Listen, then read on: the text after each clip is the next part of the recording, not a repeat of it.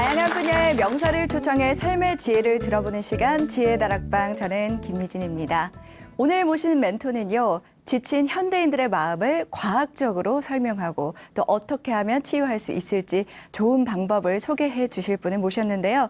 바로 강도영 박사님입니다. 지금 바로 무대 위로 모시겠습니다. 큰 박수 부탁드립니다. 안녕하세요. 네, 저희 지혜다락방에 나와주셔서 고맙습니다. 네, 고맙습니다. 저희 시청자들에게 자기소개 좀 부탁드립니다. 네, 안녕하세요. 안녕하세요. 저는 정신과 전문이고 주로 이제 정신과 의사로서 이제 명상, 그리고 이제 요새 많이 이렇게 이슈가 되고 있는 부분이죠. 트라우마, 뭐 이런 쪽에 관련된 어떤 임상과 연구를 진행해온 강도형이라고 합니다. 네, 박사님은 명상의 심리적인 효과뿐만 아니라 이게 뇌에도 영향을 미친다라는 연구를 하셨는데요. 명상에 관심을 갖게 되고 이걸 계속해서 연구를 하신 이유가 좀 궁금합니다. 일단 대개가 이제 그 본인이 해보고 나서 이제 관심을 갖게 되는 경우가 많거든요. 저도 의대생 시절에 명상을 한번 겪어보고 그때는 그냥 명상 이런 거구나 정도 생각했는데, 제가 좀 지나서 연구할 수 있는 위치가 되었을 때 네. 그때 미국에서 한창 이제 명상 연구가 됐었어요.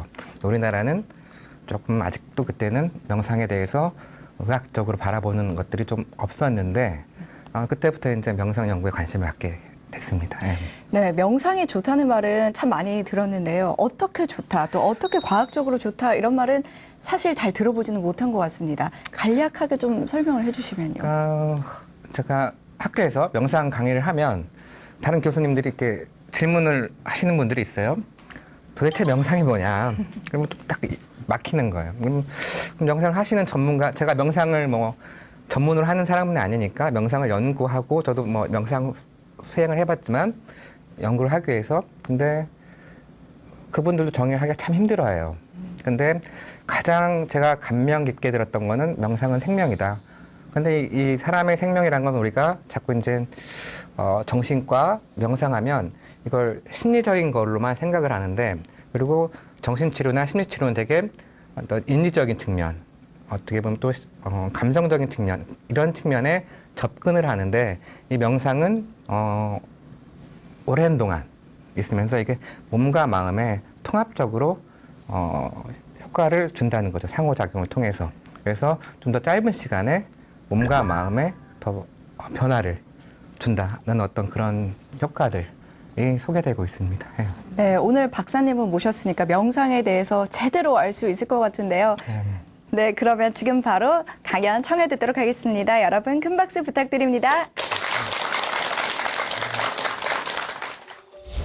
제가 이제 오늘부터 해서 4번 정도 이렇게 강의를 할 건데, 큰 틀의 주제는 뇌과학을 통해 바라본 명상이에요. 과연 명상을 하면 뇌 어떤 기능이 좋아지고 어떤 부위가 바뀌고, 이런 쪽에 연구를 주로 했어요. 제가 왜 첫 강의를 몸과 마음을 얘기를 했냐면, 우리나라 분들은 되게 마음을 강조해요. 그리고 자기 마음 상태나 내 마음이 어떤가 이런 거에 별로 관심이 없어요. 마음이 중요하다 그러면서 몸 아픈 것만 신경 쓰고 뭐 약을 해 먹어도 몸 좋아지라고 먹으니까. 근데 그만큼 몸에 신경 쓴다는 건 뭐냐면 이 몸과 마음이 같이 중요하다는 거예요. 우리나라 자살률이 OECD에서 거의 1위인 거 아시죠, 그죠? 네. 근데 보통 어린 소아 청소년 쪽에만 관심이 많아요. 근데 소아 청소년은 1위가 아니에요. 누가 1위냐면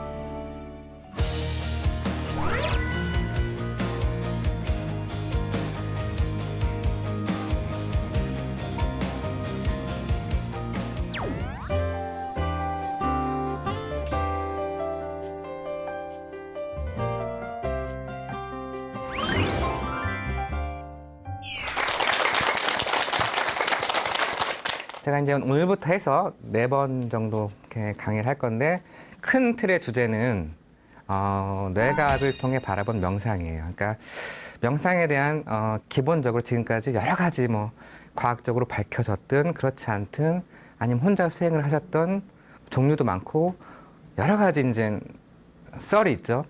뭐에 좋다. 뭐 들어보셨죠, 그죠? 뭐에 좋다. 예, 이렇게. 근데 저는 이제 주로 제가 한 부분은 최근에 이제 뇌과학이 발전하면서 과연 명상을 하면 뇌 어떤 기능이 좋아지고 어떤 부위가 바뀌고 이런 쪽에 연구를 주로 했어요. 예, 그런 부분들에 대해서 말씀을 드리면서 단순하게 그냥 명상이 이런 뇌에 좋다, 기능에 좋다, 뇌가 이렇게 바뀐다 이 부분만 말씀드릴 게 아니라 왜 이런 부분들이 어떻게 명상을 통해 바뀌는가, 명상의 어떤 부분들 때문에, 그리고 과연 앞으로 또 이런 부분들이 질환 아니면 질병의 예방 또 아니면 행복 등을 위해서 어떻게 쓰일 수 있는가 하는 부분들을 한 네 부분으로 나누어서 여러분들과 함께 이렇게 한번 토킹 하고 그 시간을 가지려고 합니다. 그래서 오늘은 뇌과학을 통해 바라본 명상 중에 첫 시간으로 몸과 마음의 상호작용과 명상을 정했어요. 제가 왜 첫 강의를 몸과 마음을 얘기를 했냐면 우리나라 분들은 되게 마음을 강조해요. 그쵸? 네. 마음이 중요하다 하시죠? 네. 근데 몸 아플 때만 병원 가요. 마음은 그냥 뭐 본인들이 다 할 수 있다고 생각하세요. 그렇잖아요. 네. 그리고 자기 마음 상태나 내 마음이 어떤가 이런 거에 별로 관심이 없어요. 근데 뭐 어디 조금만 아프고 그러면 검사 쫙 긋고, 그죠? 예. 네. 그러니까 굉장히 풀리죠? 네. 마음이 중요하다 그러면서 몸 아픈 것만 신경 쓰고 뭐 약을 해 먹어도 몸 좋아지라고 먹으니까. 근데 그만큼 몸에 신경 쓴다는 건 뭐냐면 이 몸과 마음이 같이 중요하다는 거예요. 여러분 식사하셨어요 오늘? 네. 밥 먹고 났을 때하고 안 먹고 났을 때하고 마음이 어때요? 라면 먹고 있는데 마지막 라면 하나 남았는데 누가 와서 뺏어 먹으면 때려 죽이고 싶죠? 그러니까 이 몸과 마음은 따로 떨어뜨려 생각할 수 있는 게 아닌데 우리가 의학이라는 것들이 그 분야를 하다 보니까 따로 떼어서 보게 돼요.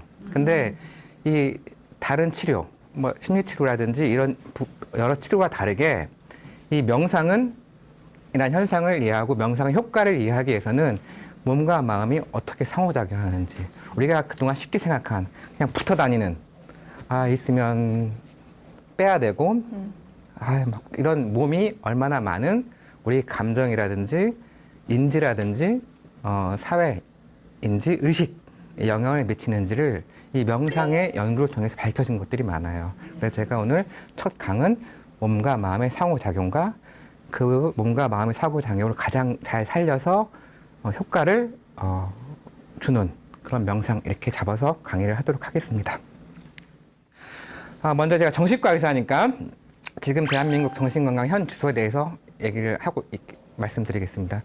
요새 막 최근에 뭐 조현병 얘기도 나오고 뭐 게임 얘기도 이슈가 되고 뭐 다 병이죠 어떻게 보면. 근데 이렇게 이슈가 된 거에는 뭐 진짜 정신과 질환이 무섭다 이런 어떤 관리를 잘해야 된다 그런 부분도 있지만 한편으로는 예전에 문제가 됐던 다른 육체적 질환들이 많이 우리가 선진화되면서 해결되고 있다. 그에 비해서 우리가 조금은 아까 말씀드린 것처럼 그 도외시했던 마음의 문제들이 조금 커지고 있다. 그래서 일상생활 할 때 다른 나라보다도 훨씬 더 스트레스 또는 요즘엔 감정노동 이런 말을 하죠. 네, 감정노동 아세요? 네. 지금 제 강의를 듣는 것도 하나의 감정노동에 거기 앉아서 웃어야 되잖아요. 그죠? 네, 그리고 걸 감정노동이라고 듣기 싫어 죽겠는데 웃으라고 하니까 이런 걸 감정노동이라고 하는데 이런 사회 속에서 그러니까 옛날에 컴퓨터도 없고 좋은 기계도 없고 이럴 때는 우리 몸을 써야 됐는데 지금은 이 감정을 써야 되는 것. 이런 부분들에서 관심을 많이 받고 있다. 정신과 쪽이. 마찬가지로요. 그리고 그래서 선진국보다 행복 지수가 낮다. 왜? 경쟁 사회잖아요, 우리가요. 네. 그래서 그런 얘기를 해요. 어려서 공부해라. 그죠? 공부하시라고 많이 하시죠? 네. 왜요? 좋은 대학 가려고? 대학 가서는 어떻게 해요? 공부하라 그러죠. 네. 왜? 직장 좋은 데 가야 되니까.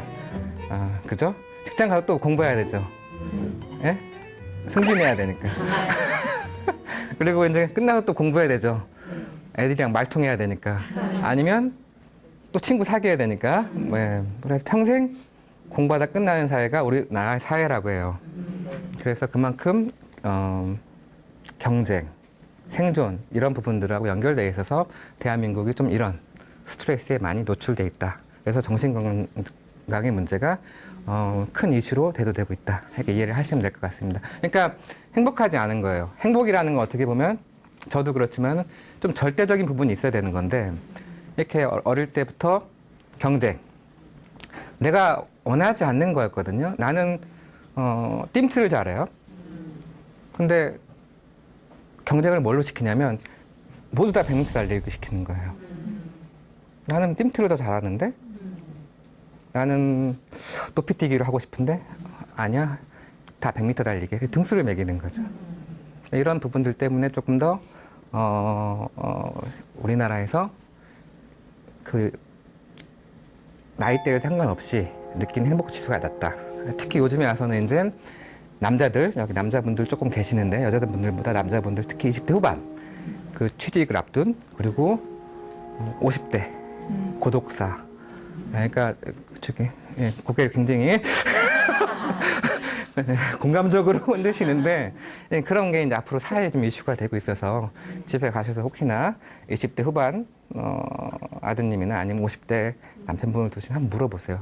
괜찮냐고, 외롭지 않냐고. 그런 것들이 지금 우리나라에 굉장히 큰 이슈가 되고 있다. 그런 말씀을 드리고요. 그래서 자살을 생각하는 경우도 굉장히 많다. 우리나라 자살률이 OECD에서 거의 1위인 거 아시죠? 그죠? 네. 근데 보통 어린 소아 청소년 쪽에만 관심이 많아요. 근데 소아 청소년은 1위가 아니에요. 누가 1위냐면 노인분들이세요. 노인분들이 1위여서 우리가 1위인 거예요. 근데 재밌는 거는 스페인 아시죠? 네. 스페인은 지금 어떤 제도를 유지하고 있죠? 대가족 제도를 유지하고 있어요. 근데 거기는 우리나라랑 거의 평균 소득도 비슷하고 수입도 비슷한데 거기는 OECD의 자살률이 제일 낮아요. 근데 우리나라는 이제 노인분들 중에서 내려오는 거예요. 50대로 그리고 20대 후반으로. 근데 이제 이게 과연 그럼 우리나라만의 문제냐 했을 때 어떤 사회학자는 어떻게 분석을 하냐면 허리 40대, 50대 분들이 아래로는 양육, 교육을 시켜야 되고 교육비 문제, 그다음에 위로는 부모님 또 이렇게 병환 있으시고 그러면 굉장히 의료비 많이 들어가잖아요. 또 그 부모님 모시는 것들 때문에 형제들, 자매들 간에 말 못할 그 불을 뿜죠. 그러다 보면은 허리가 약해지니까 이게 많은 문제들이 생긴다. 이렇게 보시는 분들도 있어요. 그래서 여러분들이 건강해야 자살률도 준다. 이렇게 생각을 하시면 될 것 같고요. 한편으로는 사회가 좀 힘들어지는 부분에 나와서 그런 부분도 있지만 또 다른 한편으로는 예전에는 정신과적으로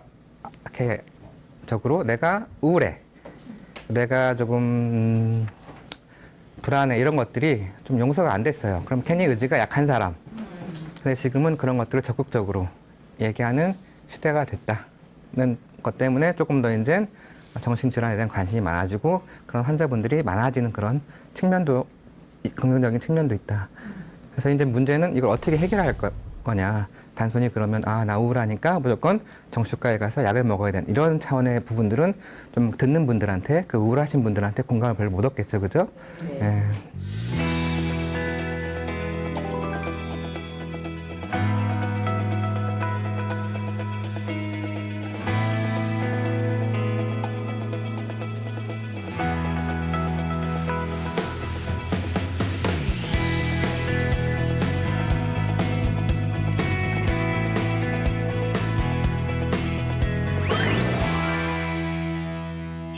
여러 가지 사업들을 하고 있고 특히 이제 이번 정부 들어서는 치매, 저번 정부에서는 가장 강조한 게 뭐 게임하고 자살 하고 있는데 아직까지 그만큼 모르겠어요. 그러니까 아직 치기가 안 된 부분도 있지만 그 얼만큼 효과가 있는지 뭐 하고 있지 않다. 근데 그에 반해서 밖에서 이제 뭐 국가에서 하는 거 말고 개인적으로 이제 어떤 최근에 이슈가 된 게 이제 웰빙이라는 단어가 이슈가 되면서 개개인들이 꼭 명상이 아니라도 노력을 하기 시작하게 된 거예요. 그래서 언제부터죠? 걷기, 둘레길이 유명해진 게 보통 생각나세요? 한 4, 5년 되죠, 그죠? 뭐 올레길, 둘레길 뭐 걸어 다니면서 그다음에 이제 뭐 걷기 명상. 여러분 한번 걸을 때 어땠어요? 처음 걸을 때 힘들어요. 힘들어요? 네. 힘들죠, 걷는 게. 특히 처음 걷기 시작하면 힘들죠. 근데 왜 걷는 거를 명상하고 연관시킬까요?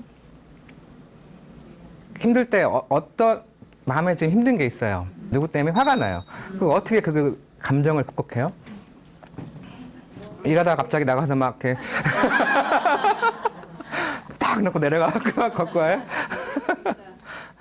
우리가 흔히 힘들 때 하는 행동 중에 가장 많은 것 중에 하는 게 단순한 걸 반복하면 조금 그 감정 벗어날 수 있어요. 그잖아요. 그래서 저희 어렸을 때 아버님, 어머님 싸우는 날이 대청소하는 날이었어요. 반복 작업이잖아. 그러니까 그게 몸을 쓰는 거예요. 마음의 안정을 위해서. 걷는 것도 어떻게 보면 명상할 때는 이렇게 힘든 사람하고 스트레스 받는 사람하고 그냥 조금 집중해서 걷는 사람하고 걸음걸이가 틀려요. 첫 번째, 다리가 얼마나 벌어져 있냐. 우리가 걸을 때 저도 이제 한참 힘들 때는 이렇게 걸어요. 팔자로 굳어가지고. 다 해봐요. 밖에 오늘 나가셔가지고 사람들 어떻게 걷나. 근데 조금 신경 쓰면은 이게 좀 이게 벌어지면서 좀 서요, 척추가. 그러니까 이 걷는 거 하나로도 내 몸에 있는 여러 부분에 영향을 주고 그게 기분에도 영향을 줄 수가 있는 거예요. 진짜 이렇게 걷는 거하고 이렇게 좀 피고 척추에 자극을 주면서 걷는 거, 엄지발가락 좀 이게 틀려요. 그리고 처음 걸을 때는 내 발이 떨리잖아요. 이 느낌에. 그러니까 이 명상이란 건 가장 기본은 제가 걷기 명상을 왜 하냐면 내가 평소에 걸을 때 내 발이 땅에서 떨어진 느낌 가시면서 걸으셨어요? 안 그러셨어요? 거기부터 시작한 감각 깨우는 것부터. 그래서 뭐 그 건포도 명상 같은 거 할 때 건포도 미국에서 입에 넣고 건포도가 어떤지 저는 건포도 되게 싫은데 당연히 달죠. 근데 꼭 건포도가 아니어도 할 수 있는 게 뭐냐면 우리가 많이 하는 게 걷는 거니까 이 걸을 때 조금 내가 다리를 조금 엄지발가락이라든지 신경을 쓰면서 이 뛸 때 느낌이 어떤지 그러면 이 생각이 어떻겠어요? 이거 생각하느라고 이게 없어져요. 그리고 평소에는 이게 느끼고 무의식적으로 느껴서 만약에 내 뇌가 다리가 떨어지고 있는지 안 떨어지고 있는지 그 구분이 안 되면 걸을 수 있어요, 없어요? 없어요. 이미 다 이건 우리가 무의식적으로 느끼고 있는 거예요. 의식하면 안 됐지. 근데 그렇게 무의식적으로 느껴지고 있는 그런 감각에 대해서 내한 감각이라고 그러는데 그런 거에 대해서 자꾸 집중하는 훈련을 하는 게 명상의 첫걸음인 거예요. 그래서 명상할 때 왜 눈을 감냐면 처음 시작할 때 눈 뜨고 있으면 뭐가 보여요? 제가 보이죠? 그러니까 할 수가 없는 눈을 감고 이 내한 감각. 심장 뛰는 것도 마찬가지죠? 지금 저랑 이렇게 제 강의 들으시면 심장 뛰는 거 눈을 감고 한번 지금 눈 한번 감아보세요. 그 심장 뛰는 박동 소리 한번 집중해 보세요.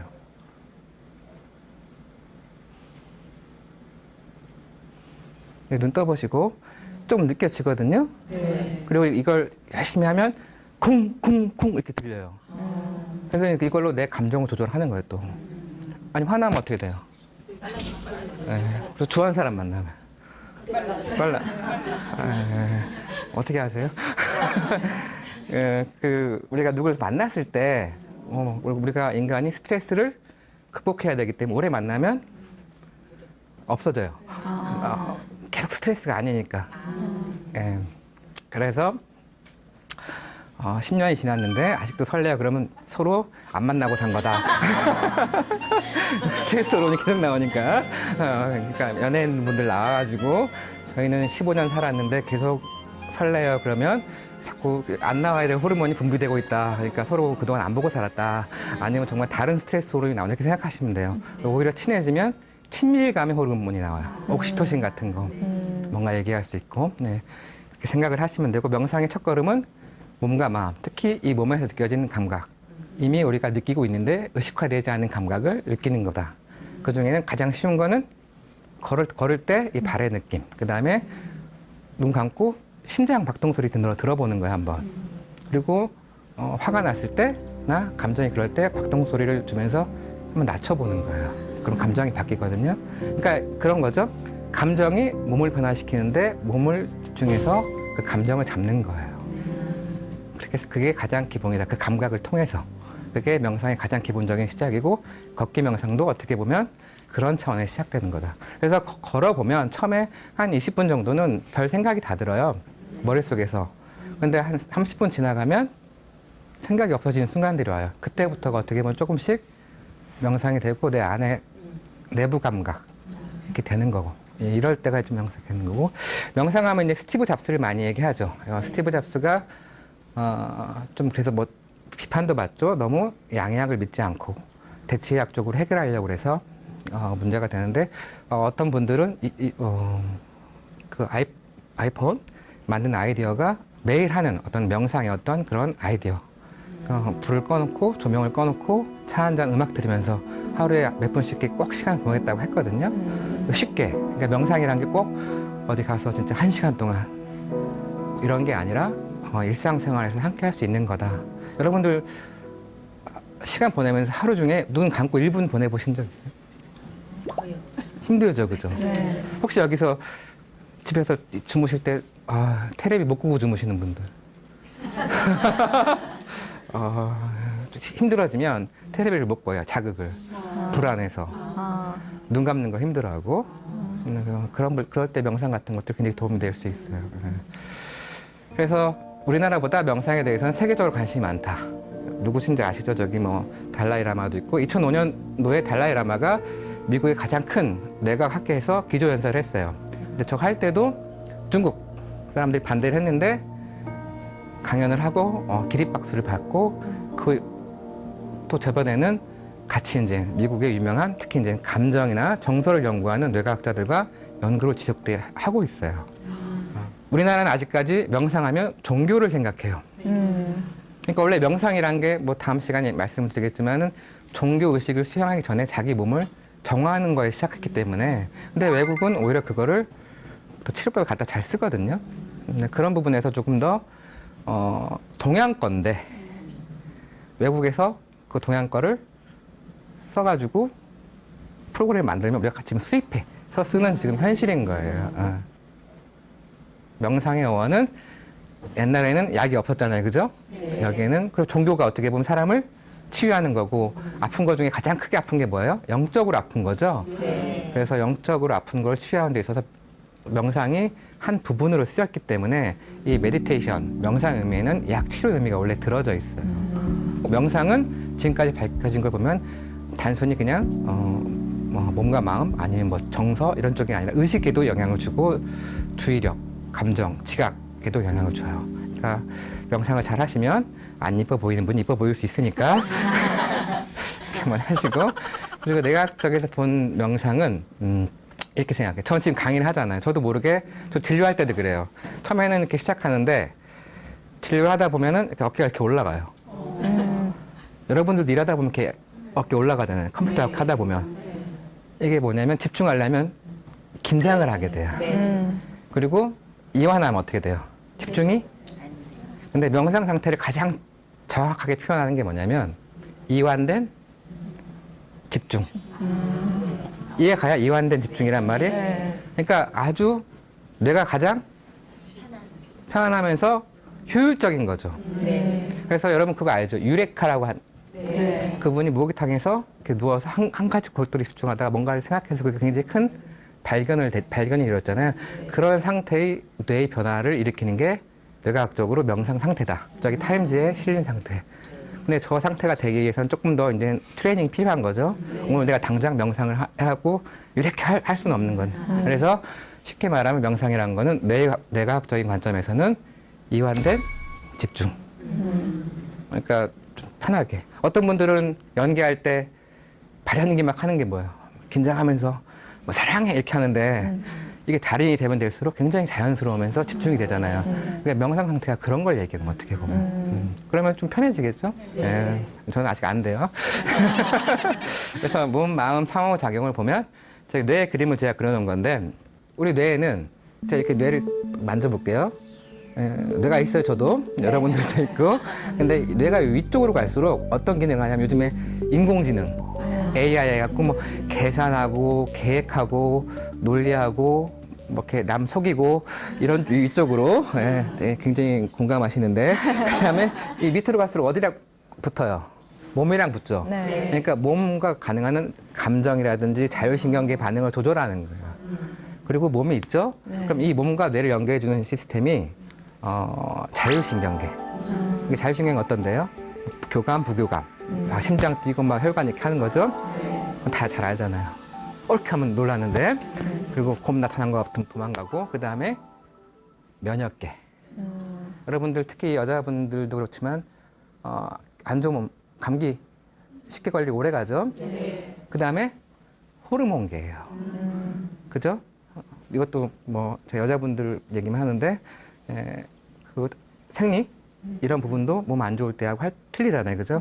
근데 최근에는 이제 이 몸, 마음, 상호작용에서 자율신경계는 그동안 연구가 되게 많이 됐고 지금 면역계가 되고 있는 거예요. 면역이 영향을 준다. 그래서 최근에 주 뇌과학 이슈는 뭐냐면 옛날에는 이 뇌 안에는 우리 림프 시스템, 면역과 관계된 림프 시스템이 없다고 생각을 했었어요. 근데 최근 2년 전에 사이언스라는 최고의 과학 잡지에 뇌에도 그게 있다. 그리고 최근에 또 치매 관련해서도 그쪽을 통해서 잘 배설돼야 잘 안 걸린다. 이런 논문들이 나오고 있어요. 그만큼 여러 질환뿐만 아니라 우리 어떤 정서에도 이 몸과 마음 관계 그리고 그 다리 역할을 하는 자율신경계, 면역계, 호르몬계가 굉장히 중요하다. 근데 명상은 그 전체 시스템을 같이 건드려준다.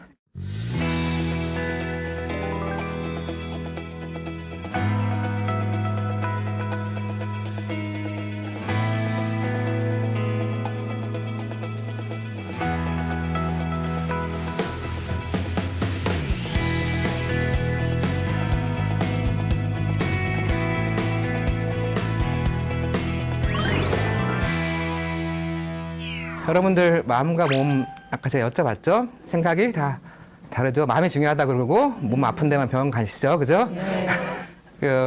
굉장히 지금은 그래 왔어요. 근데 이런 고민을 과학계만 한 게 아니에요. 철학적으로도 해왔고 그다음에 과학계도 해온 거예요, 그동안.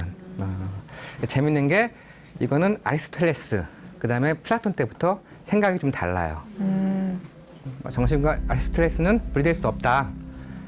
플라톤은 몸이 밟는 그릇이다. 뭐 이렇게 얘기가 좀 틀린데 동양 철학에서는 또 뭐 이렇게 일체 유심론 해가지고 마음으로 할 수 있다. 근데 이게 말로 보면 그냥 뭐 다른 것 같지만 또 깊게 들어가 보면 또 써는 거 보면 좀 다르거든요. 근데 가장 또 혁신적인 얘기를 한 사람이 데카르트예요, 사실은. 데카르트가 굉장히 유명한 얘기를 한 게 되게 많아요. 이 데카르트가 이원론이라고 해서 몸과 마음을 따로 떨어뜨려 놓은 것 같지만 이 시대에 있어서 데카르트는 몸의 중요성을 강조한 거예요. 왜?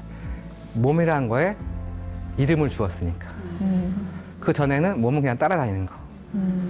되게 중요하게 생각하면서도. 데카르트 때부터 이원론. 그리고 지금은 통합론을 보니까 데카르트를 비판하지만 그건 아닌 거예요. 왜? 데카르트는 몸에 이름을 주었어요. 그 다음에 더 몸을 얘기한 이 스피노자는 알죠? 스피노자 하면 생각나는 나무 아시죠? 사과나무. 이 스피노자도 몸을 굉장히 중요해요. 어떤 얘기를 했냐면 이 몸이 마음을 따라 사는 게 아니라 마음이 이쪽이 다 세상을 인지하는 게 아니라 몸을 통해서 세상을 인지하고 세상과 관계를 맺는다. 뭔가 몸으로 느낀다 이런 거 얘기하잖아요. 네, 굉장히 공감하시는데 스피노자가 그랬고 그 다음에 기사 퐁티 같은 경우는 이분이 우리가 이 몸으로 지각을 한다는 거예요. 그래서 몸으로 지각한다는 어떤 이런 이론들이 뇌과학에서 나오기 전부터 이미 사회과학에서도 얘기를 했던 부분들이다. 그런 맥락에서 그냥 아무렇게나 제가 몸과 마음 상호작용을 얘기하는 건 드리는 말씀은 아니다. 이렇게 말씀을 드리고 싶고 저희 흔들다리 가보신 분 있어요? 네. 무섭죠? 네. 하늘달이 올라가면 어때요? 막 떨리죠? 네. 빨리 내려왔으면 좋겠어요. 어떤 실험을 했었냐면 하늘달이 올라가서 심장 박동수를 쟀어요. 네. 그리고 앞에다 이제 이성, 마음에 든 이성을 놀라라 얼마나 했는데 재밌는 게 뭐냐면 심장 막 뛸 때 본 사람이 가장 호감이 높아요. 그러니까 뭐 진짜 그 사람이 좋아서가 아니라 내 심장이 뛰고 불안해지면 그 사람이 좋은 거야. 그러니까 운명의 여인, 운명의 사람 없다. 그때 내가 힘들어서 그렇다. 그리고 정말 저 사람이 누군가를 좋아하는 사람이 그 사람이 힘들 때까지 기다려라. 네, 그런 그 몸과 마음과의 관계를 처음 연구한 흔들다리 저기가 카나다의 카필라니 다리라고 하는데 그 다음에 플라시보는 아시죠, 그죠? 네. 제 강의가 좋을 거다 이렇게 생각을 하시면 열심히 들어요. 근데 노시보는 반대예요. 저거 들어봐야 아무 소용이 없다. 반대말. 근데 저게 굉장히 상당히 임상적이나 사람들 사귈 때 굉장히 중요해요. 사기는 치지 말되 저게 실제로 과학적으로 30% 이상 효과가 있거든요. 그러니까 예를 들면은 요즘은 정신과나 신경과나 비슷한 약을 써요.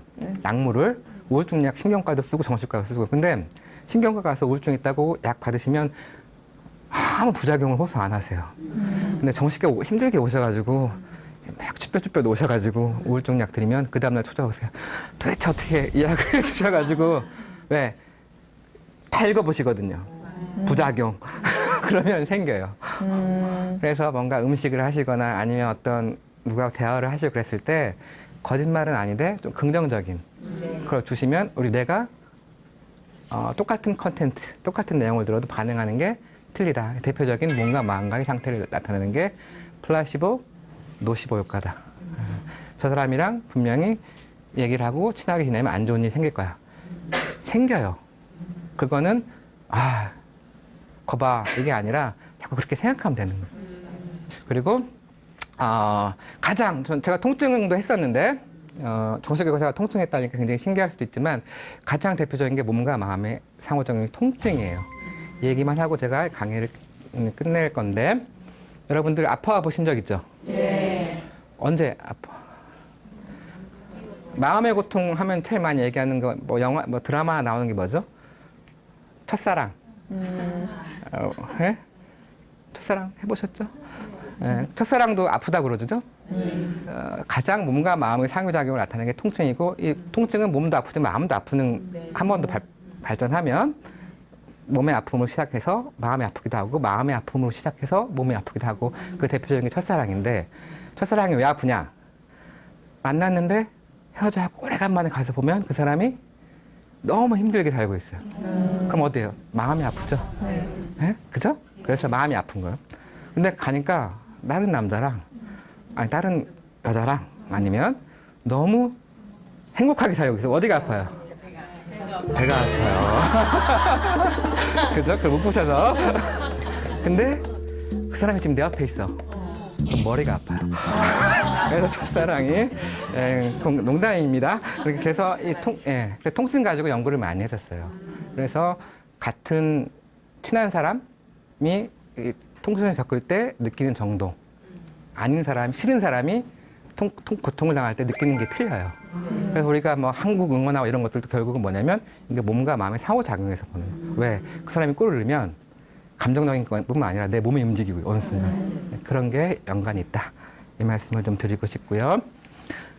그래서 최근에는 체화된 인지라고 해서 이 몸을 통해서 우리가 이제 이게 인공지능 요즘 한창 유행이고 앞으로 인공지능이 앞으로 4차 산업의 굉장히 중요한 부분이라고 하잖아요. 근데 인공지능에도 가장 부딪히는 문제가 뭐냐면 왜 여기까지는 돼요. 개선하고 이런 건데 우리 뇌가 몸하고 같이 붙어 있거든요. 근데 그 기능을 아직까지 모르는 거예요. 그래서 이제 그 부분까지 가려면 감성지능까지 가야 되는 거예요. 앞으로 그래서 인공지능이 빅데이터 이런 게 처리되고 나면 그 다음에 대부분이 감성지능이고 명상은 그 뒷부분까지 뭔가 우리 몸과 마음에 영향을 주는 부분이다. 이렇게 생각을 하시면 될 것 같습니다. 명상이라는 거는 첫 번째는 몸과 마음의 상호작용을 영향을 준다. 그리고 기본적인 가장 기본적인 거 쉽게 할 수 있는 거는 일단 우리 뛰고 있는 거 이미 새로운 걸 할 필요 없이 이미 있는 감각 우리가 평소에 잊고 지내는 감각을 깨운다. 거기에 집중해 보는 거다. 그리고 그 감각을 집중함으로써 반대로 그 감각을 조절하는 연습을 함으로써 내 감정을 조절하고 내 몸과 마음을 조절하는 것을 터득하는 것부터 명상의 기본이 시작된다. 이렇게 생각을 하면 되고 그런 부분들에 있어서 굉장히 사회 철학이라든지 사회과학이라든지 뇌과학이라든지 이런 부분에 있어서 어떤 역사적 단계가 있이 발전해오고 있다. 그리고 앞으로도 더 많이 발전될 것이다. 이렇게 하면서 첫 번째 강의는 마치도록 하겠습니다. 네, 고맙습니다.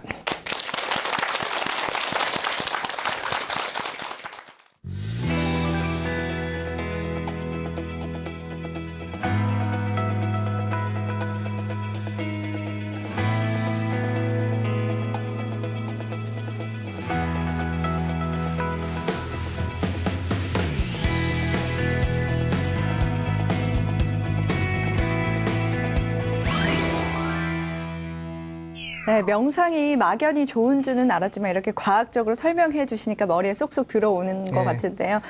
박사님께서는 그럼 명상을 자주 하시는 편인가요? 처음엔 저도 주로 걷는 거 위주로 이제 하다가 지금은 이제 집안에서도 할 수 있는 거를 조금 꾸준히. 네. 근데 이게 버릇처럼 뭐 굉장히 많은 시간이 필요한 게 아니라 이렇게 하다 안 하면 좀 몸에서 좀 힘들어요. 예를 들면 좀 뭐 이렇게 머리가 조금 더 머리에 생각이 몰린다든지 네. 그러면 좀 이렇게 내려가면 좋잖아요. 네. 그래서 일부러라도 이제 뭐 발끝 부딪히기라든지 몸을 좀 어디 만진다든지 이런 부분들을 좀 하면서 지내는 편이에요. 예. 그럼 일상 속에서 할 수 있는 그런 명상들을 실천하고 계신 건데 그쵸, 예. 주변 분들에게도 그런 명상을 많이 추천해 주시는 편인가요? 저희 가족들은 저 때문에 이제 많이 하시고 특히 어머님이 네. 굉장히 관심이 많으시고 건강하세요. 그래서 네. 예. 그리고 명상하면서 어머니랑 조금 더 친해지셨나요? 친해지셨는 게 아니고 친해졌죠. 그렇군요. 네. 명상 통해서 가족들하고도 좀 더 화목해지고 좋은 계기가 됐을 것 같은데요. 그리고 뭐 그것도 뭐 매일 전화 드려서 뭐 건강 어떠세요 이런 얘기도 할 수 있지만 어머니가 막 명상하시면 느끼는 얘기 저한테 해주시면서 대화가 되는 거잖아요. 네. 그러면서 이제 더 편해지고 친해지고 친구 같은. 네. 그렇죠. 예. 명상을 이렇게 계속해서 연구를 하고 계신데 사실 아까 말씀하셨던 것 중에서도 명상은 사실 서양에서 좀 더 많이 연구가 되고 있는 게 사실인 것 같습니다. 이 우리나라에서는 왜 명상에 대한 연구가 이렇게 활발하게 이루어지지 않고 있을까요? 그러니까 그런 부분 한 두 가지 측면이 있는데요. 미국도 힘들었어요, 처음에는요. 네. 제가 두 번째 강의 시간에 얘기를 하겠지만, 일단 의학의 분야가 아니다. 과학의 분야가. 영적인 부분이다. 종교적인 부분이다. 그 이슈가 있고, 우리나라에 지금 대개 하는 어떤 의학이나 이런 부분들이 그 외국에서 수입해서 들어오는 게 많기 때문에 그것도 좀 그런 루트를 따르는 것 같아요. 그래서 이게 명상이 우리 동양 건데, 뭐 아직까지 좀 그렇게 되고 있지 않나. 근데 최근에 와서 이제 정신과 학회나 아니면 여러 그 과학 학회에서 명상 학회를 만들어서 활동할 정도로 지금은 좀 저변이 확대되고 있다. 이제서. 네. 앞으로도 우리나라에서 그리고 동양권에서도 명상에 대한 과학적인 연구가 계속해서 이루어졌으면 좋겠습니다. 그렇죠. 우리나라처럼 불교가 발달하고 불교 인구가 되게 많은데, 그렇죠. 자랑거리니까. 지혜다락방 이번 시간은 오늘 지금 마무리하도록 하고요. 다음 주에도 강도영 박사님과 명상에 대한 더 많은 이야기 나누도록 하겠습니다. 여러분 고맙습니다.